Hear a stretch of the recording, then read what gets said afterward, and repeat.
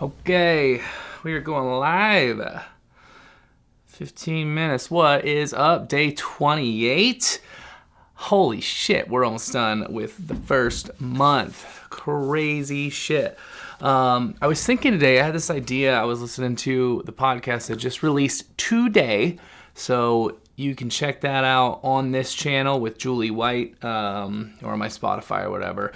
If you're watching this, you're already on YouTube, so you might as well check it out on the channel. I was thinking today, my friend said this thing. She said, my friends know that I'm a bad communicator and I'm a bad texter. And I've heard that from her for probably 8 years.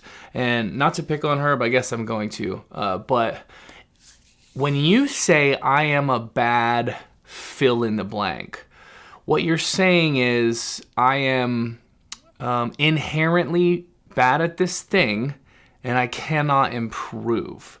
And I had this idea, what if instead of saying that, I mean, you want to change your language about talking over yourself.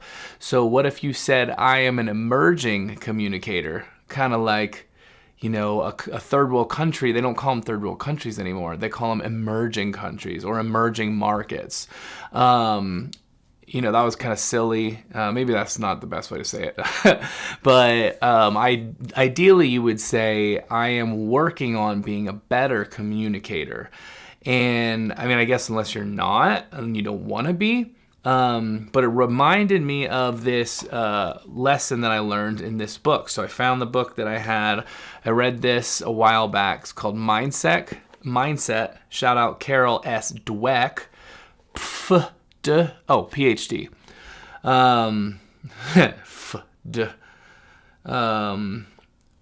PhD. Does that stand for pretty hard dick?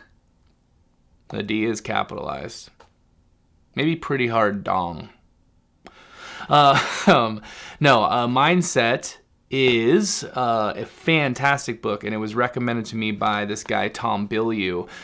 It's one of his number one books to read. But basically, it is this concept of if you live in a fixed mindset or if you live in a growth mindset.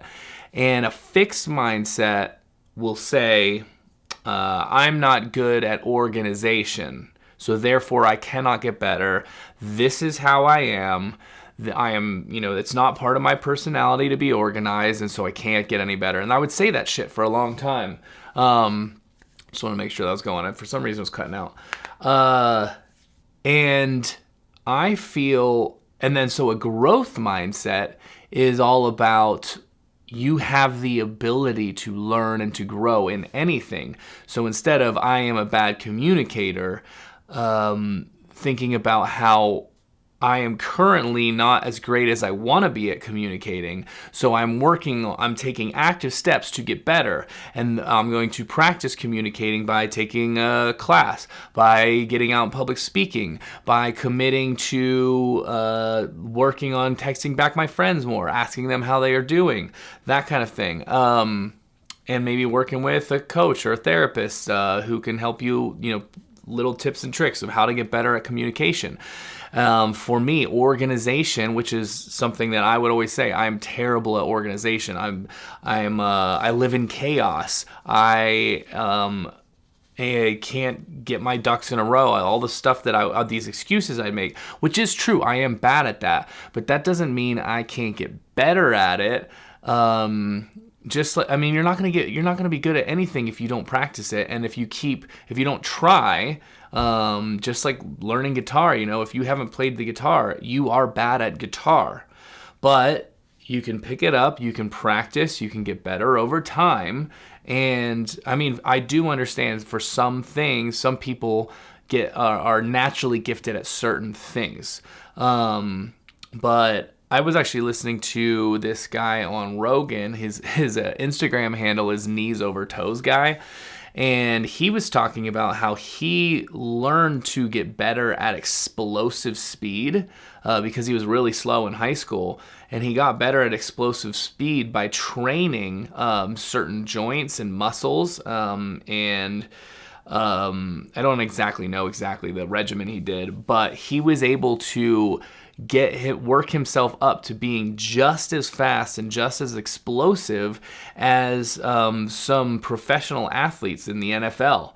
And he was very shocked that he was able to learn and grow. He's like, yes, some athletes just have this innately, but you can train and grow and learn to do that as well. So it goes back to that growth mindset versus just, oh, I have this is bad. In that case too, he's this guy who his knees were terrible. He had all these surgeries. He couldn't hoop like he wanted to.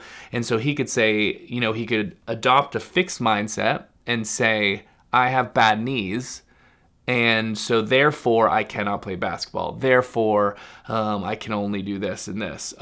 Instead, he had a growth mindset and thought, I have bad knees. Now, let me learn and figure out how to strengthen these knees, and which is what he did over time. And then he developed a program to help others, because now he can dunk. He could never dunk in high school, but now he can dunk at, like, I don't know, he's 35 or something.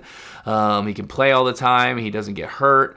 Which I'm very interested in it, because my knee currently has been hurting me over the last month, and so I'm currently training it to get it stronger, and I'm so implementing some of his stuff. But I do think that some of us, probably all of us, myself included, gets in this habit of the things that we're bad at, we just assume, that's just, we don't do that. One of the big ones I always hear is, I'm bad at confrontation. And so you constantly avoid confrontation, which was me. I said that all the fucking time. I'm bad at confrontation. And what happens is then you continue to avoid confrontation.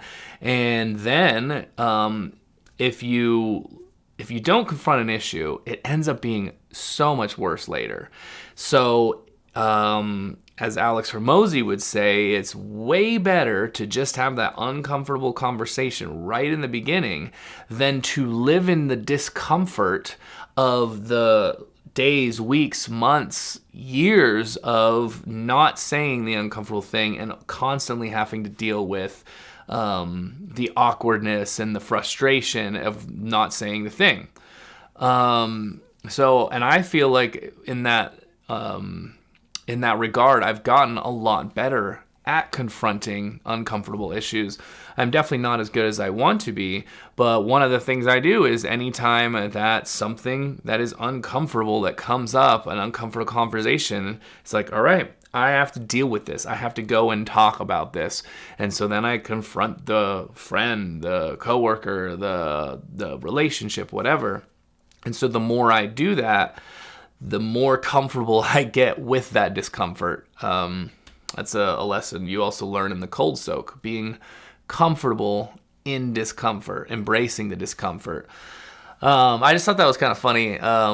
So today I had listened through the whole podcast, and so that's the first time that I've listened through one of my podcasts since the new year, because I'm not editing in between the different video clips. I'm just using that one angle. So I had just been using that one angle and putting them out, but I hadn't been listening back. And one of the things that I discovered again is that I say like so fucking much. It drives me nuts. So I really want to try to cut that out of my vocabulary as much as possible. So I think I'm going to buy a colored rubber band instead of these black ones that I wear. I want to wear a colored one, and that's for the habit that I'm trying to get rid of. And then I'm going to write down the word on my hand that I want to get rid of. And every time I notice myself saying it, I'm going to snap my rubber band. I've heard of this from other people. They say it helps try to avoid a bad tick, a bad habit. So if I want to be a successful and effective communicator, I cannot be saying like every 5 words. I know that there's other ticks that I have that I need to get rid of, but right now that's probably the most glaring one for me. And it bugs the fuck out of me. And so if I can get rid of that for the most part. Then I can start working on the ums. I can work on not saying fuck so much. I say fuck a lot, and I don't mind saying fuck, but I don't want to say it every other word either. I don't want to sound like a dumb fuck when I'm saying fuck all the time. You know? You fucking get me. And so anyway, those are just some things I was thinking about this morning. What else I was thinking about? What about this Elon Musk Nazi salute shit? I'm probably a little late to the game when talking about this, but it's pretty wild. I listened to this news broadcast called Breaking Points, and the one girl she's on the left, and then there's the guy on the right, and they talk about different issues, and it's cool because you can see both sides of an argument, an issue with, and so she's very on the side of, yeah, dude, he totally made a Nazi salute. He did it twice in a row. He is also cozied up to some very right-wing, kind of pro-Nazi type people. And, he's supporting a very right-wing German party right now. I think you can argue that they're not remotely Nazi. They're just right-wing. But so she's making that argument. She's saying that, if he didn't already have all this history of cozying up to these kind of people, then she might be thinking, oh, that was just a mistake or a little weird fluke. He's probably on the spectrum. But because of those things, and then he did it twice, it's like, oh, this is a clear, just, even if he's fucking with people, just a clear, like, I'm going to do this. Then on the other side, all my friends on the right and newscasters, like, this is ridiculous. People always freak out over these tiny little things. They read into it. They have to make these stupid little, one-offs a big deal. And if it would just be silly for the richest man on earth to make pro-Nazi symbols and Heil Hitler's, or what, a Sig Heil, I think is what it is. And so he thinks that would be ridiculous. He's clearly just animated and quirky and weird, and he was on stage, and that wasn't what he was meaning to do. I tend to lean more on the left side of this, I guess. I mean, it is clear that he made that this and this, and he also did it twice. He turns around and does it the other way. So I don't necessarily think that means really anything. I mean, he definitely did the same salute that Nazis did, but I mean, he could easily just be like, yeah, fuck it, I'm doing this, I'm taking back, and be like, hail Tesla, hail SpaceX. I don't really know. They were also not the first ones to use that symbol, or that, what do you call that movement. So yeah, I don't know, man. I do think it is a kind of crazy thing. I mean, you don't want, I guess if somebody, a leader or anybody, is making these, I think I would be more bothered if he was saying things like, yes, our race is superior and these races were inferior. If he was saying that with his linguistics, that would be more of a sign that, yeah, he's a white supremacist, versus just making some like silly or hand gesture. I mean, you need a lot of context behind that. And so, I don't know. I just think it's crazy. There's so many fucking memes about it.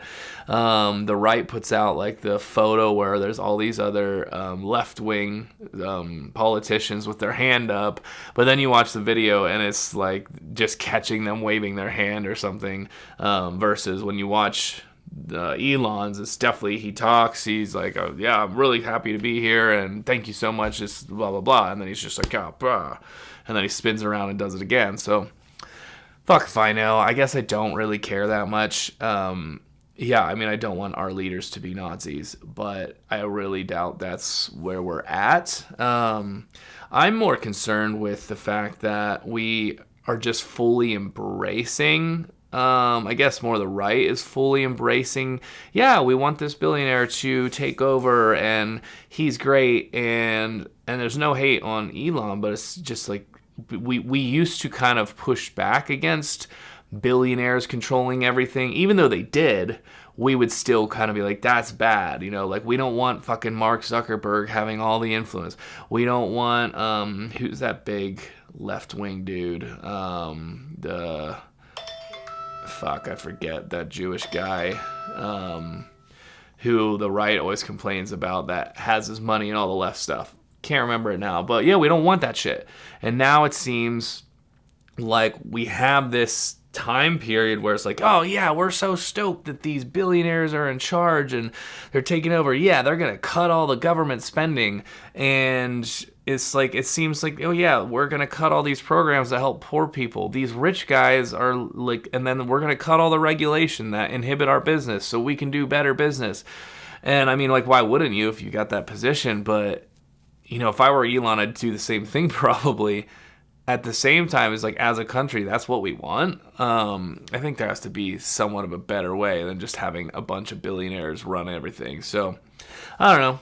Anyway, those are the things I was thinking about. I got to run. I got to meet somebody for a happy hour, drink some non-alcoholic beers. And, yeah, if anyone's listening to this, check out the podcast. It's on the channels with Julie White. And I will check in tomorrow. Dude, we're almost at the end of the month. Hell yeah. Peace.